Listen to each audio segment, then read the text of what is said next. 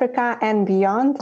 I see the attendees list, and I can tell that there are colleagues from other countries outside of your region joining, and that's what we want to achieve always with the all IGFs, wherever they are hosted in the world, to ensure cooperation, collaboration, good, friendly relationships among all of us, because there are different potentials, different issues among us, different lessons learned.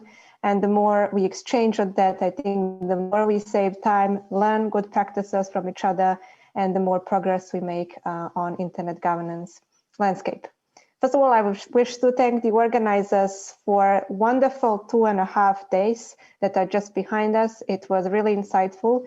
Well, even more than 2.5 days, because I wish to recognize the West African Youth IGF as well as the West African School on Internet Governance. It's been a true pleasure to be part of those impressive capacity development processes, and very inspiring and motivating for all of us working on the field of internet governance. And I wish to thank you, first of all, for that, and to congratulate you on an impressive organization, especially being aware that the challenges from last year caused by the COVID-19 pandemic continued also in this year. And it is always impressive to see how you are overcoming something that really, internally speaking now, from the experience of the organizers as well of an IGF process, is a much bigger challenge than what it looks like outside. And this has been really impressive, and sincere congratulations to every single member of the multi-stakeholder organizing team, and also to your community. I hope that next year we will meet in person at the West African IGF. And I say this especially in person because 2 years ago, I had a pleasure to join you in the Gambia, in Emejulu. It's one of the most remarkable meetings, events I attended so far in my career. And the reason for that is not just the very specific challenges the West African region faces in terms of the digital public policy, but also impressive potentials that are in the country, and the way you are bringing well-being to people through the power of digital technologies is really excellent. But also mostly because that meeting, I recall, was one of the most special meetings to me because of the special energy among people that exists there. I have to be honest with you, I didn't attend the meeting where serious, heated debates on digital public policy are combined with excellent music, very colorful environment, and impressive energy of people.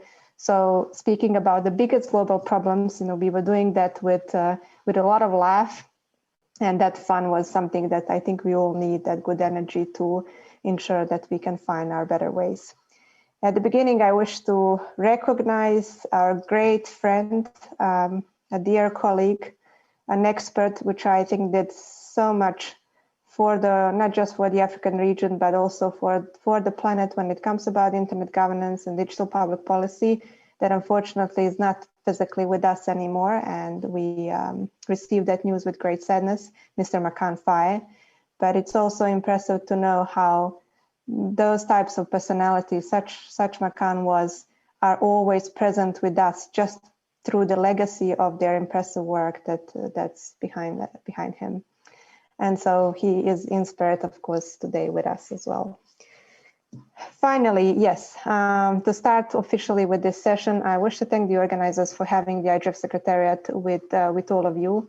I know that you have a very packed agenda, and it's always challenging to find some space for events which are not necessarily coming, narrowly speaking, from your own community in a bottom-up manner. But the reason why the IGF Secretariat is getting closer to the NRIs in this also way is because we need to learn from local areas about the specific issues and potentials that the people living in certain cities or villages or countries or regions experience. That helps us to ensure that the IGF as a global forum has a fully comprehensive agenda and can address in a more meaningful ways the certain areas which are at the of the priority for the global community. So that's the main reason for also joining you today. We will start very briefly with just a quick overview of the 16th annual IGF meeting, which will be hosted in December, as well as its preparatory and engagement phase, which started basically a few days ago. This session is part of it for sure, and ways you can engage more meaningfully in the IGF processes. And then we will move to the core part of this session, which relates, as the moderator initially well said, to looking at what are the key topics and key issues on a global scene when it comes about achieving meaningful access and connectivity for all people equally on our planet, and how that translates to ensuring that ICTs and digital technologies and digital policies with that work for well-being of our people equally, but also of our planet. That is something, access and environment, that the global IGF community ever since last year put as one of the highest top priorities for the IGF's 2021 agenda. And we are now looking specifically at the specificities that exist across our planet on those areas and learning from people basically wherever we can, wherever we have opportunity. That's why I'm very happy that today with me are two, well, more actually, four, I think, my dear colleagues. Raquel Gatto, she is leading the policy network on meaningful acts with the IGF Secretariat, joined by Ms. Flurina Wäspi. She is a facilitator of the policy network on environment. And I believe that we have our colleagues from the stakeholder working groups of the policy network on meaningful access and policy network on environment. I will ask later my colleagues to introduce themselves. Those are some impressive backgrounds. I'm glad that we have Mr. I think he is here, or no, Daniel was here, I believe. Yes, Daniel Emejulu from Microsoft, and he is on the working group of the Policy Network on Environment, also the co-chair of that very impressive work group, as well as Mr. Karim Mohamed. He's the member of the Multi-Stakeholder Advisory Group of the IGF, but today is with us in his role as a member of the high-level Multi-Stakeholder Working Group on Meaningful Access. So the expert today will be engaging with the issues related to access and environment. But before I give the floor to my colleagues, allow me please to start maybe briefly from the basics of the IGF 2021 process, and we will evolve then naturally toward discussing the policy options for meaningful access and environmentalization. So just a quick a couple of slides with if I'm able to. Apologies, just give me a second.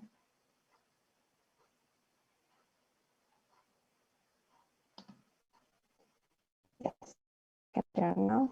So hopefully you can see a very few slides that I'm sharing with you on the screen.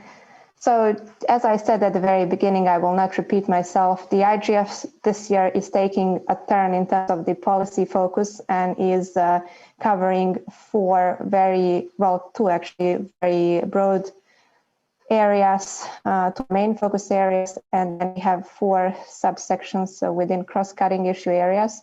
They're very broad in terms of the scope, but then again, they're very focused.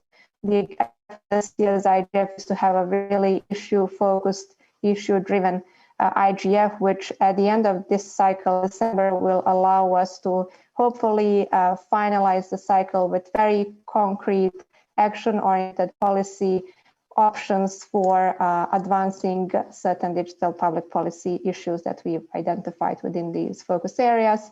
You can see them on your screen that we are discussing basically everything in terms of the internet governance, which relates to economic and social inclusion and human rights, universal access, but also emerging regulations, environmental sustainability, inclusive internet governance system, and force of digital cooperation, the way related to trust, security, and stability. These issue areas are actually shaping the IGF 2021 program. As you know, the 16th annual IGF meeting will be hosted by the government of Poland in Katowice from 6th to 10th of December. The schedule for that, which is composed of more than 200 sessions, is available on the IGF website. You will see that a number of multi-stakeholder organizing teams from a number of countries across the world are part of that program. They are working really intensively to ensure that we have a diversified program which is relevant for the entire planet. In addition to that program, as you as well, we are aware of the challenges the coronavirus poses to all and to the IGF as well. So the IGF 2021, including its annual meeting, will be hosted in a hybrid format. That practically means that regardless if you will be on site in Katowice or you will take participation online, you will have the same equal conditions to meaningfully participate in the forum. And our working group on hybrid meetings, together with the multi-stakeholder advisory group, as well as the IGF Secretariat and the community, is working hard to ensure that we have a meaningful process on the hybrid format implementation. And you are most welcome to join those discussions and help us to ensure that we have a good process in place. In addition to the 16th annual IGF meeting, just basically as of a few days ago, the IGF's preparatory and engagement phase started. That phase will include a couple of online, predominantly, opportunities for engagement.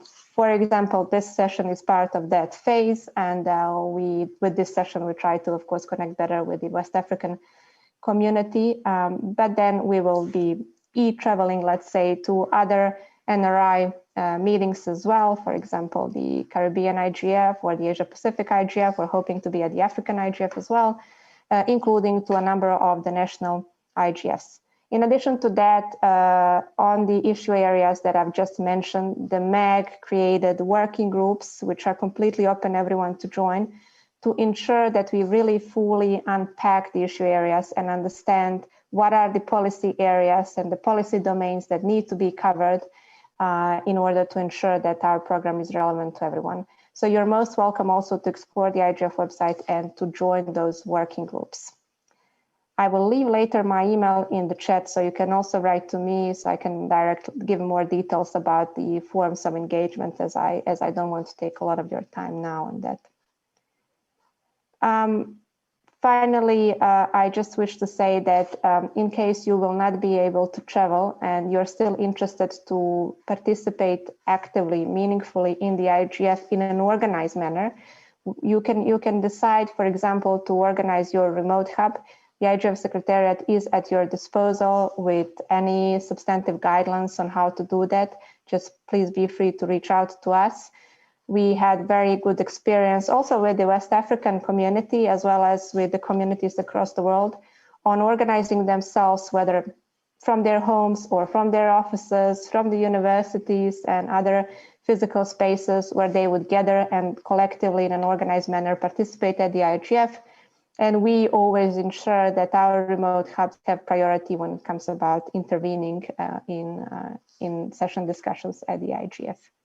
For young people present here on this call, the IGF 2021 process, including the meeting in Katowice, will have a dedicated track for young people. We will aim to engage young people with more senior decision makers and decision shapers. And please do keep an eye on the IGF website.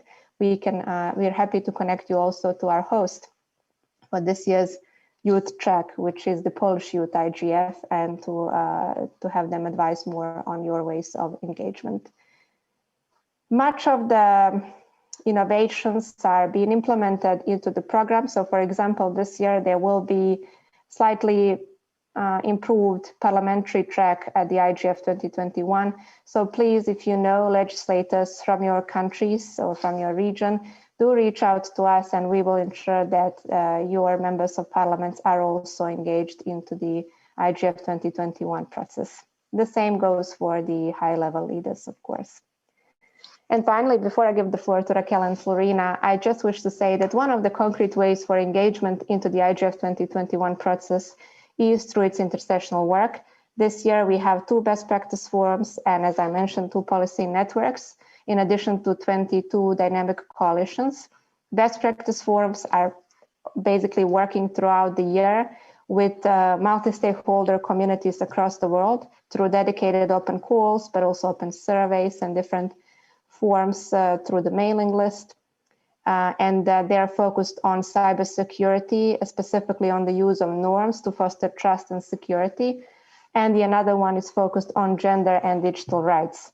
The starting position for you, if you're interested to learn more about the best practice forums, is really to go to the IGF website and subscribe to the dedicated mailing lists. The policy networks I already mentioned, we're focusing on environment and meaningful access. Environment and meaningful access are among the core issue areas of this year's IGF. So the work of policy network really goes beyond just their work streams. They're open to everyone to join, and Raquel and Flurina will be speaking later about the ways of engagement. But before that, I wish to just say that the policy networks are led by really high-level multi-stakeholder working groups. So if you decide also to join the work of policy networks, you will really have a good opportunity to learn from those that already made and shaped the history of the internet governance. I'll just mention the name of Mr. Vince Cerf. He's very much active with Policy Network on Meaningful Access, being there as a member of that group. So profiles says that are in the working groups, and you're most welcome to, of course, join and brainstorm on best ways forward in these areas. And all this, what I said now about the IGF 2021 process, about its components, ways of engagement, ways to network with peers from across the world and learn about digital policy, but also ensure to inspire those that make decisions on digital public policies through the IGF's participation, couldn't be possible without having meaningful access and connectivity, such as, for example, this meeting we are all at that is hosted completely online. So how is access and connectivity evolved toward being a matter of our lifestyle, not just a matter of our connection to a computer or to a mobile phone, but really how it became something that's fully integrated into our lives and to what we are very much dependent, yet unequal, still, unfortunately, in access to the internet, will be the subject for discussion in the next couple of minutes. And I'm very happy that with us today is Ms. Raquel Gatto. As I said at the beginning, she is the IGF Secretariat's focal point for Policy Network on Meaningful Access. I believe she's joined by Karim, who is the member of the multi-stakeholder working group, and they will be speaking about the key policy areas which are of global priority on meaningful access and connectivity. What are the issues and what are the potentials and good lessons learned so far for the global community? While Raquel will be taking the floor, I encourage all of you to follow carefully what Raquel is saying, to challenge statements, to add your ideas to it, and to ensure that the IGF 2021 really benefits from your experience as a person that lives, whether it's in West African region somewhere or even beyond, just to tell us what do you see as an obstacle to achieving meaningful access, or what is the good practice that you may be experienced. You can post in the chat while Raquel speaks, or you can just raise your hand later when Raquel concludes, when Raquel and Karim concludes their remarks. So with that, if there are questions on the IGF 2021 process, please do post in the chat. I'll be responding in the chat.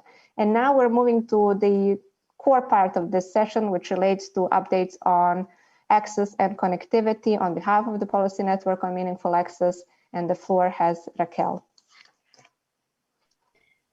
Thank you very much, Anja, for the introduction and for the great presentation about the IGF 2021. I'm really excited to be here today with everyone, really to have a conversation. I think it's one of the strongest points for the IGF is really to be run by the people, for the people, and to have more of the insights worldwide is really an important element that we are going to come across pretty shortly with also the presentation.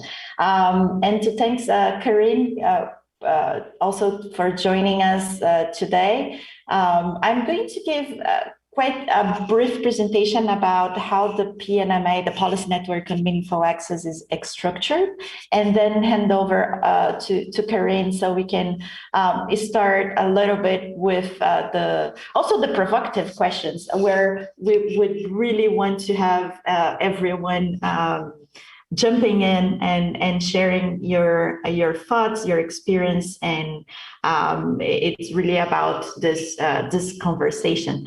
But before that, I think I was very, very impolite, and I forgot to say good morning, good afternoon to everyone who is joining, and to introduce myself as not only the facilitator, but also I'm based in Brazil, in São Paulo, and it's quite chilly today. We are about 3 Celsius, 3 degrees Celsius. So sorry if you see me kind of in a chilly mode here, but it's almost 9 a.m. for me. So just that you see that. But very good to see some of the faces, and hey, Naljo, it's good to see all the friendly faces and to meet the new ones.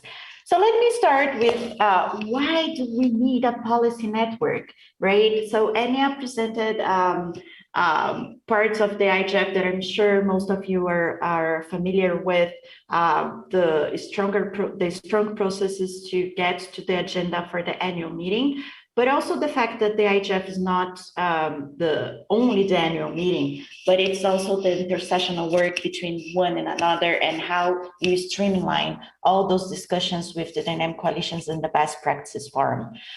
But there was a gap identified during the processes also, and the discussions with the high-level panel on digital cooperation, and the work that the UN Secretary General and the UN Tech Envoy Office is now doing, in terms of the IGF has this mandate in the Tunis agenda that calls for the creation of the dialogue, the forum, the platform for dialogue with multiple stakeholders, but also call for looking and collecting those local experiences and identifying the obstacles, identifying the challenges where there are gaps, and potential solutions based on this empirical approach and based on this grassroots with the community, looking for examples from the community. So that's part of the Tunis agenda mandate. And with the roundtable, and I'm sorry, Anja, if you want to put for the next slide, which is basically the recommendation from the UN Secretary General roadmap on digital cooperation that came last year as part of these processes that I was mentioning in the high-level panel, the HLPDC, which calls for a better integration with the program and the intersessional work to really support some of the priority areas. And the processes has also identified the thematic areas. So where are the biggest gaps?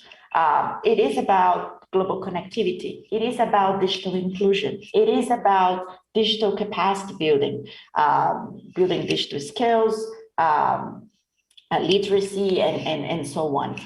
So with that, right, with this diagnostic approach that, and with the mandate that the IGF has, it was really clear that a policy network as an experiment to start this year would be a big step forward in terms not only to continue this exercise with the community and identifying the challenges and finding the solutions and raising this up to the policy recommendations for things that needs to be done, for challenges that needs to be addressed, and with potential ways to get it done, but also to move one step forward, which is about what we can do together.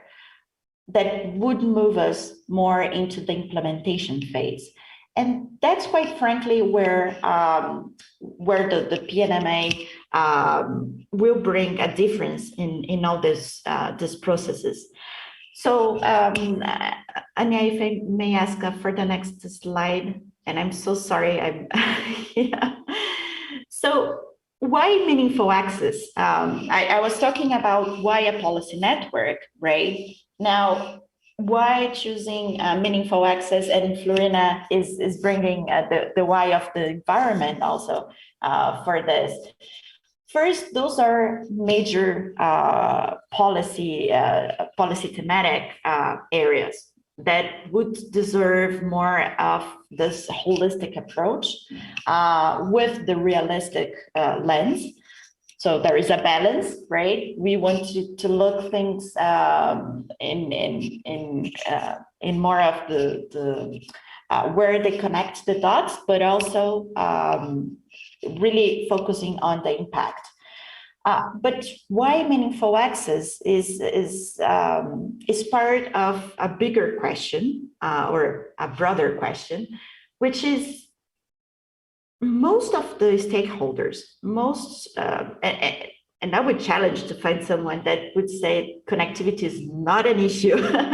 Anja was mentioning with the pandemic, we learned the internet is not only a lifestyle, but it's a lifeline in most of the cases. So we know connectivity is important and is needed. And there are efforts to do so from many parts. Why is that this is still not granted? Why we didn't reach there? Even if we all agree this is important and we all want to do something to solve that. That's the first big question that PNMA's ambition is going to tackle. But also the fact that we need to connect people, but we also need to be sure that once this connectivity is available, people are fully equipped to enjoy and to benefit from the internet. So it is about having equal access in terms of gender equality, in terms of digital skills, in terms of the content that you receive once you are connected. And this comes across many of the other examples that I'm putting here that came from a long way from the work that the IGF is doing and the other organizations that are key are also working at. So next, I'm now going through, after explaining a little bit of the whys, why the policy network and the why of the meaningful access. Anja, if I may ask you for the next one, which is about the objective of the policy network on meaningful access, which is really about being more impact driven, as I was saying, looking holistic, but also being realistic, looking for the impact, looking for concrete actionable policy recommendations on how to achieve the meaningful universal internet access. So that's the big goal. Anja, for the next one,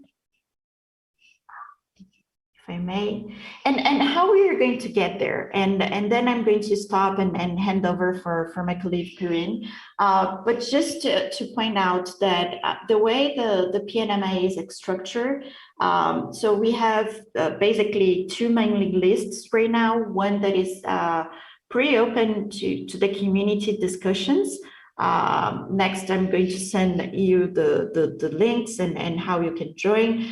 But then we have the multi-stakeholder working group, which is now formed by 25 expert members, including Vinsurf, including Doreen Bogdan-Martin, the ITU development director, including Alison Gilward from Research ICT Africa, well, including Karim, who is going to speak next. And this group is now co-chaired by two ladies, Sonia Jorge from A4AI, and Silvia Cadena from APNIC. We are pretty much starting with the multi-stakeholder working group. We had about 2 meetings, and we are going to have the next meeting on the 19th of August. So if anyone is interested to join, those meetings are open to observers. And it's really in this momentum where the group is defining what are going to be the key topics or the key areas to be covered. And I just put here kind of the processes that are based on identifying those topics, looking for what are the things that we can do differently that will bring this impact that we are aiming. And that's where the community comes in, because meaningful access really means different things in different places to different people. I think that's the first assumption we are having in the group, and hearing from you what really is this meaningful access for you is important. So that's my pitch, and I will hand over Karim. Thanks for being very patient. I'm sorry if I took more time than I was expecting. But Karim is also a MAG member, and he's also a pretty active member in the group. Thank you, Raquel. Yes, with you, Karim. Okay. And thank you very much, everyone. Yeah, Raquel. Thank you all for giving us this opportunity to participate and share some view on in the IGF.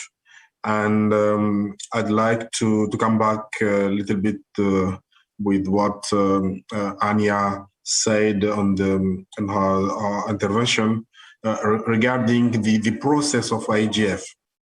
The process of IGF need that every stakeholder group involve herself earlier in the beginning of the process.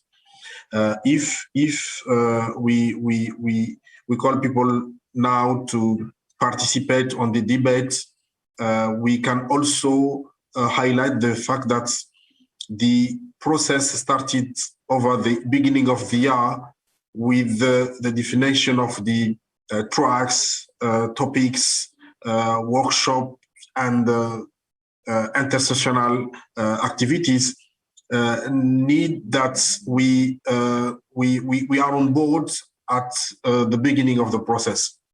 So the best way to achieve and to sustain the IGF is to ensure that everyone from every region in the world will bring her pieces, has a reality of internet in his region, and try to contribute together and ensure that we can positively together impact the development of the internet.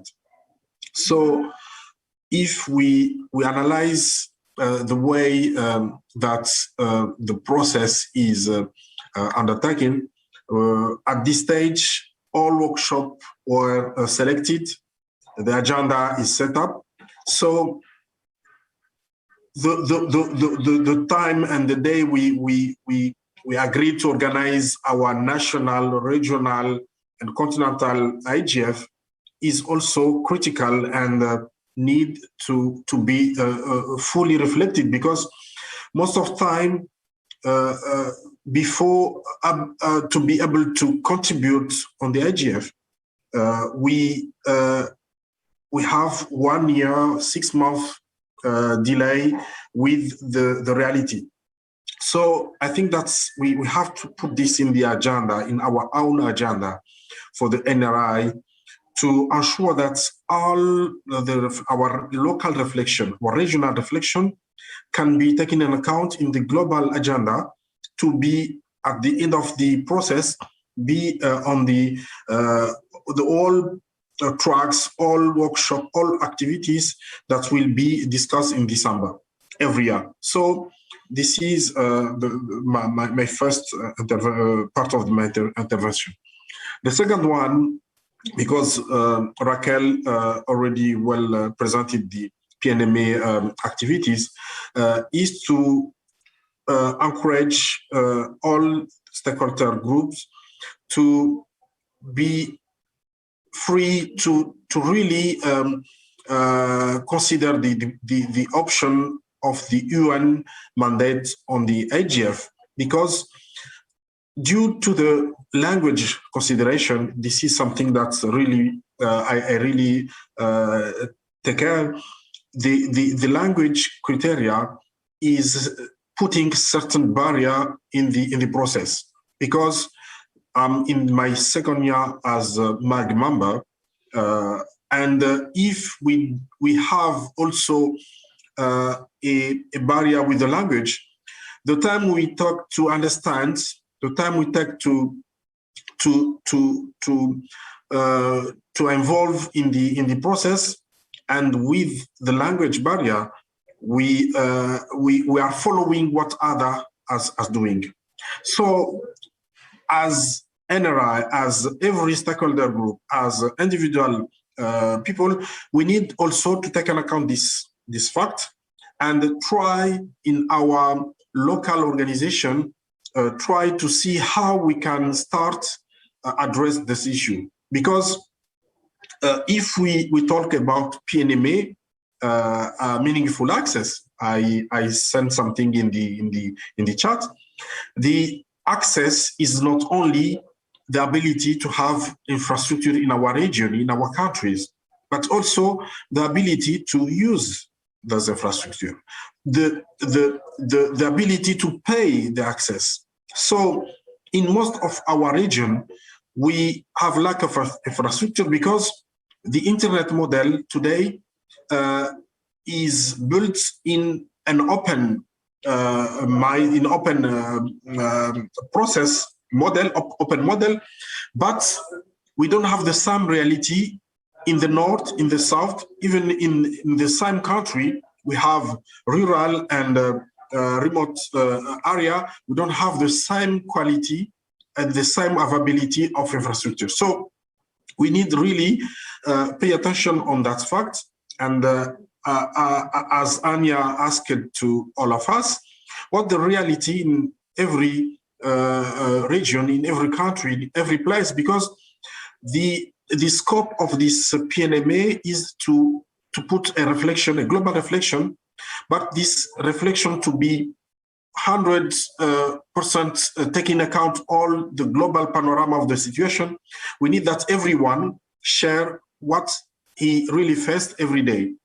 And this situation can be after taking account in the working group and try to see what is done as a best practice in another region that can be replicated. For example, what is the best policy implementation in one region that can be replicated in another one?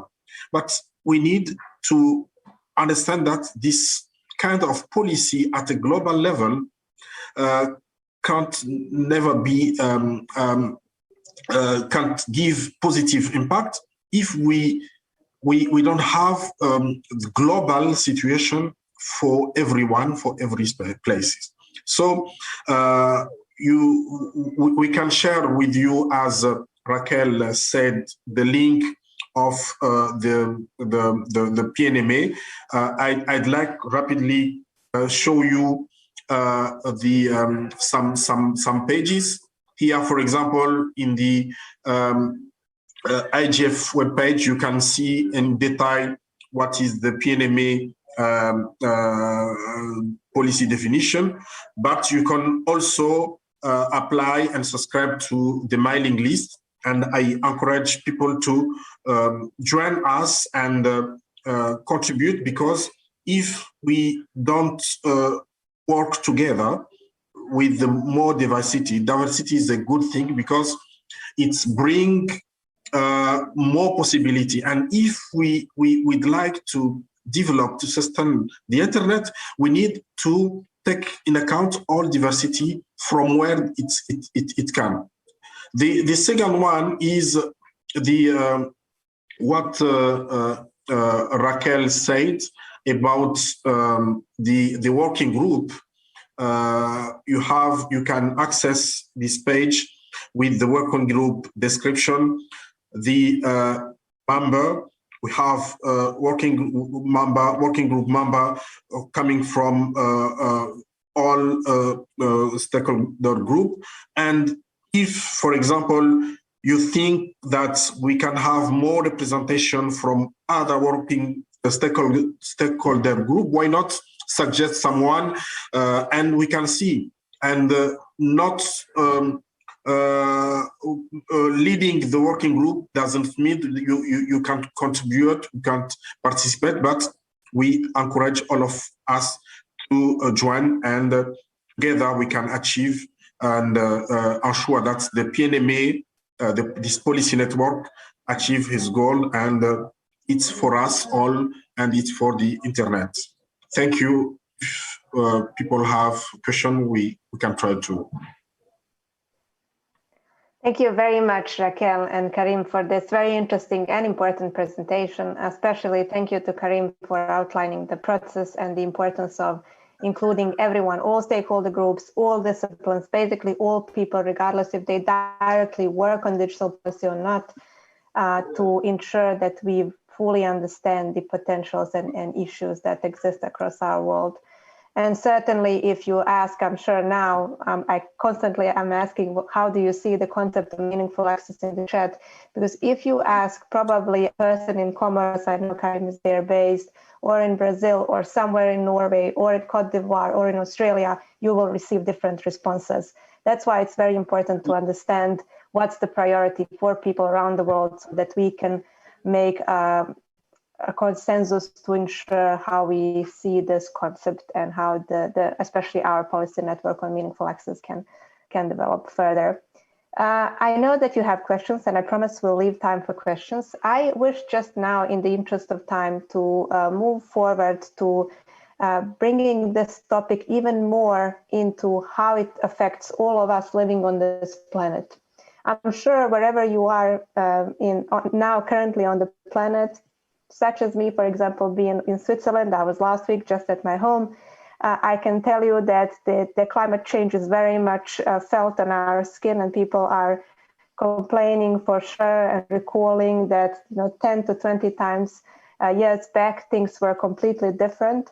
I'm sure that many of you can identify with the insecurity in terms of the water supplies, even food supplies. And finally, I want to just recall the recent, unfortunately, natural disasters that some of the countries felt across the world, where we've seen really the practical way of ICTs, digital technologies backed with good digital policies, helping people to overcome and mitigate the effects of those natural disasters. Just two weeks ago, maybe a little bit more, I was online at the somebody is sharing the screen. I'm just going to kindly ask you to stop sharing. Somebody's sharing his email. So I was just maybe more than 2 weeks ago at the St. Vincent and the Grenadines IGF, and you know the nation is really recovering from the volcano eruption there. And we've been speaking intensively about how digital solutions worked for people that unfortunately had to move from their homes, move from the risk area to a more safer area. And in that spirit, I'm very happy that that topic for the IGF is extremely important, and the IGF is formally dedicated to discussing it.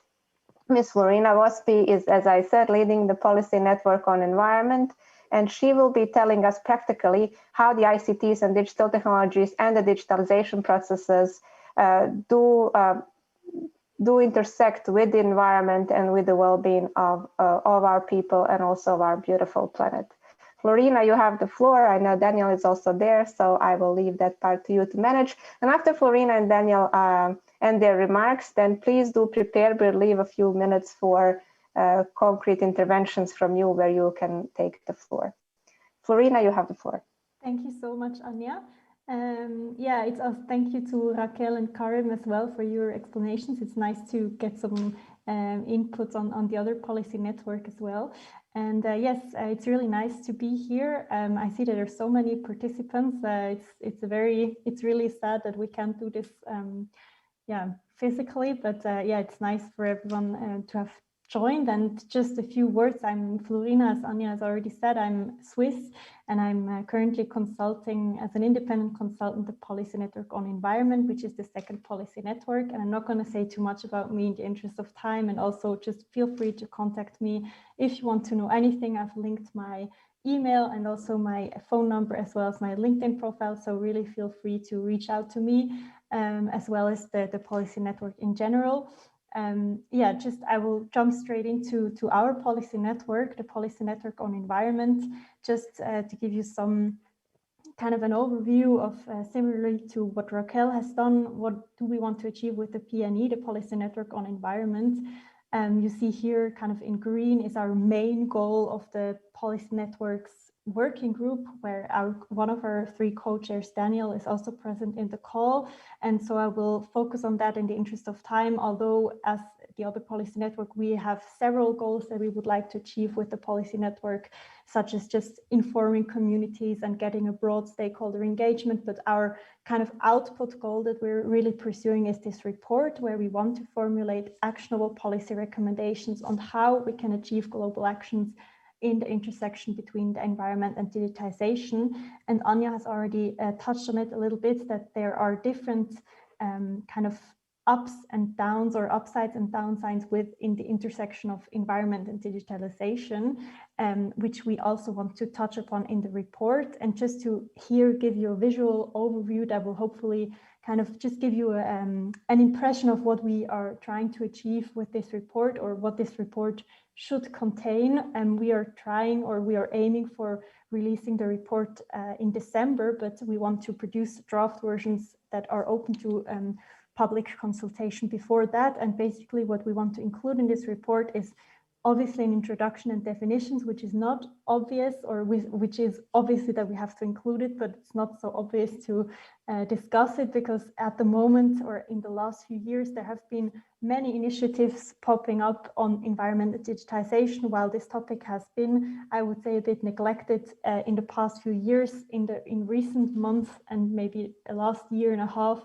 there have been many initiatives, which is great, but also poses a challenge of trying to consolidate initiatives and also trying not to duplicate each other's. And importantly, with these kinds of reports, also getting a clear picture of what are we actually talking about when we talk about environment, when we talk about digitization. So the aim here is just not to have a global definition, but to have a definition for us, for our group, and for people to give some context on how to understand the report. We also would like to give an overview of risks and opportunities, which Anja has already touched upon a little bit. Obviously, as many of you know, probably digitization has many, many benefits offered to us. It's regarding the environment, we have a mean to collect enormous amounts of data, to process enormous amounts of data on the environment. There are many opportunities regarding agriculture, monitoring land use, checking soil conditions. We have opportunities in terms of energy use, traffic and public transportation, and monitoring and rerouting and optimization of flow of goods and services. So many, many benefits, but unfortunately also there are risks and challenges that we have to address if we want to reach the climate goals we have set for ourselves. And with the group, we have started our work in April. We had our first working group meeting, and we did some we had a brainstorming phase in the beginning where we tried to work out together with working group members which are the topics that we actually want to address and which are the main focus areas that we want to talk about in our report and where we want to give policy recommendations on that should have a big impact. Right now we're talking about that we really want to address member states, so really go in at the policy level. And here you can see illustrated by these pictures, these are the four, or obviously you could break them down into smaller chunks. It's a very large field, obviously, but these are kind of the topics that we decided that we really want to focus on, which is environmental data, which is related to all of the other topics as well, which is another challenge. There we have challenges such as that we want to have interoperable data, that we want to achieve or make environmental data accessible to everyone, that we need to integrate it into the algorithms of the digital economy and the digital platforms, as well as just incentivize the private sector to share and make transparent their environmental data that they are collecting. And obviously this is not just a goal in itself, and the environmental data can help us, as I said, to do a lot of good in the world. We could use it to predict extreme weather challenges and manage extreme weather conditions. We, in general, just want to use it to combat and deal with the negative effects of climate change. We could use it to mitigate energy demands of data centers. And also there is the challenge of just having better energy networks in general, where digitization can play a crucial role. And finally, we have the issue or the area of supply chain transparency and circularity. There's a lot of talk of circular economy. It's a bit of a trend, I would say, at least in Switzerland. Everyone is trying to move towards circular economy, but what it actually means is something else. But what is sure is that for circular economy, we need to have some transparency on supply chains, because if we don't know where products are coming from and which kind of steps they go through in their product life cycle, it's hard to be circular in any meaning of the word.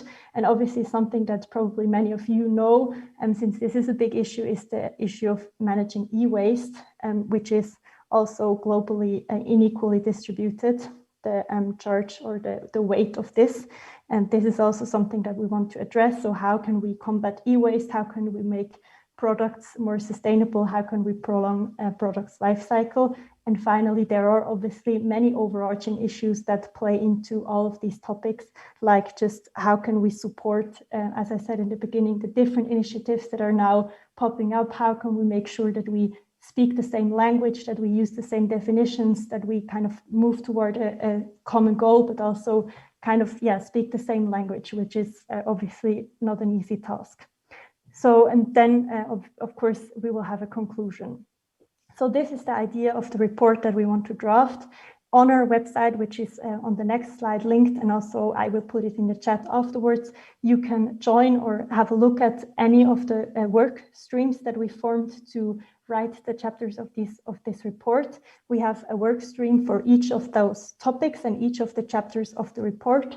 And I really want to encourage you and really say that we're very open as a group to anyone who would like to join. We are aware that obviously these kinds of topics, as every global topic, has regional and local specificities, and we cannot cover everything, but the more people that are joining our discussions, the more inclusive and the more comprehensive our report will be. So feel free to join, and please, here is the notice also for our next working group meeting, which is one day before the PNMA meeting. So you may join both of them if you're interested. And have a look at our website as well. And we also have there all of the working group members, and we also have, of course, a community mailing list. And now I also want to just point out that Daniel is in this call. I've seen him, at least. He's one of our dear co-chairs. Yes, Flurina. Great. And I just wanted to give the words to you to just maybe quickly introduce yourselves and add anything I might have forgotten. Thank you very much. I don't think you've forgotten anything, Flurina. I think you've covered it all. But please let me just introduce myself to everybody. It's a real pleasure to be here with you. I am Daniel, working for Microsoft in Geneva.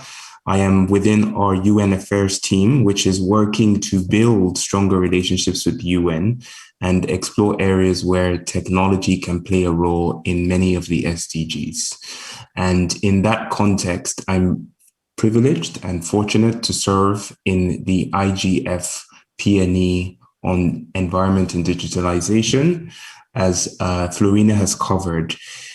In a very basic summary, this group is looking at the links between the environment and digitalization. And one of the ways that we're doing it is through this report. She's shown you the 4 areas the report will cover.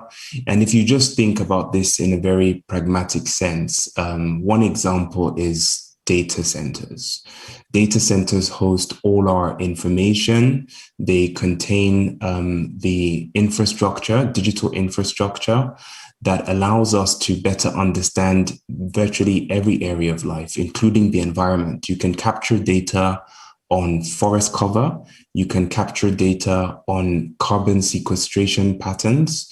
You can capture data on glacial ice movements.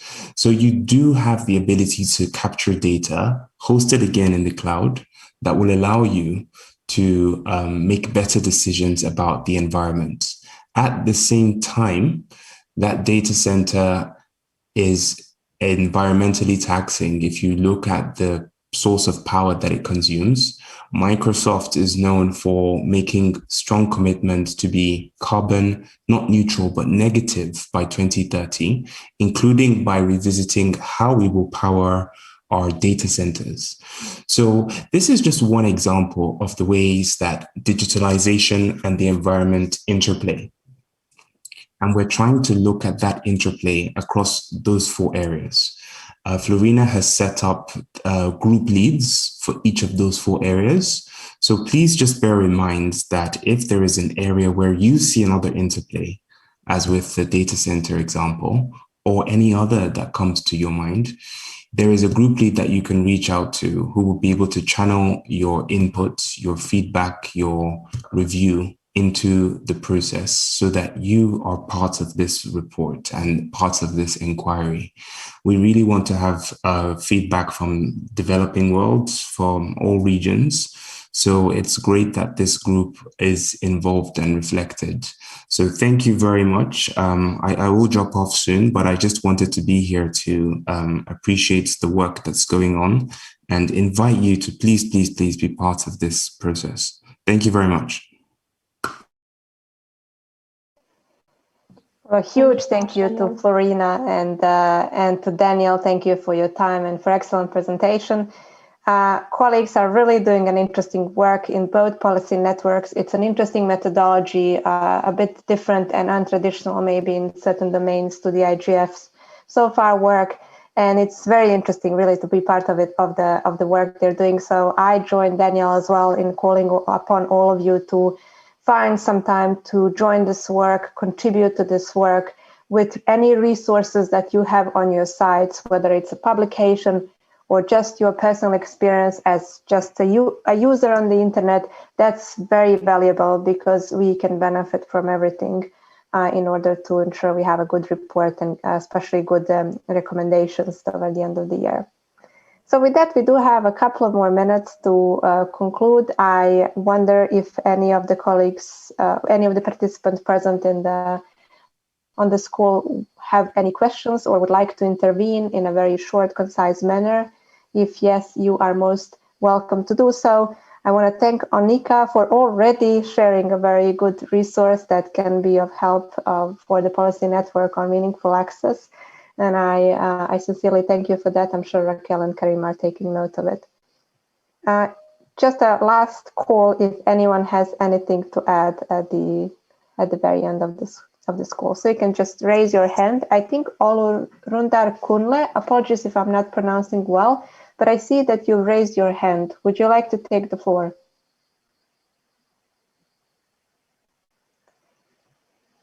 So maybe this is an old hand, or perhaps we have audio issues, but be free to take the floor. Yes, maybe now you can speak. Okay, hello, can you hear me? Yes, we can hear you. All right. Thank you very much. My name is Olurundare Kunle. I'm calling from Nigeria. I'm the Vice President of Internet Society in Nigerian chapter, so to say.